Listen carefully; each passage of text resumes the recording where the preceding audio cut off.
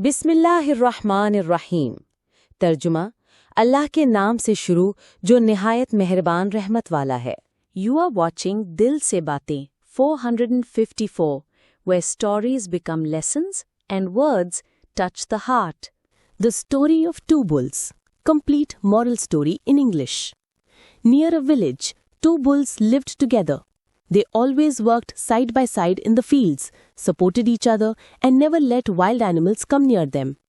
Everyone admired their friendship and unity.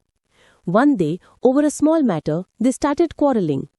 What began as a minor disagreement grew into stubbornness, and soon they separated. They no longer ate together, played together, or even talked.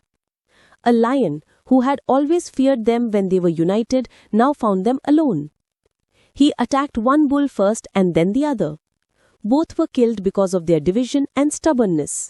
Moral: unity brings strength, while division leads to destruction. If you enjoyed this story, don't forget to like, share, and subscribe. You were watching Dil Se Baatein 454, where stories become lessons and words touch the heart. We'll meet again with another heartfelt story. Until then, take care. Allah Hafiz.